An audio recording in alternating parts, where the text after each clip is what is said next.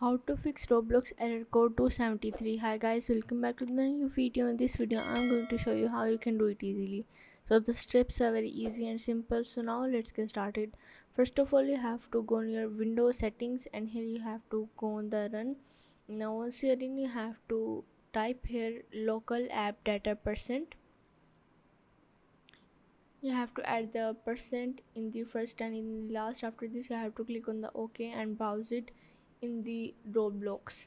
Here you have to compress it as a path. After this, you have to go on the Roblox settings, and here you have to click on its properties.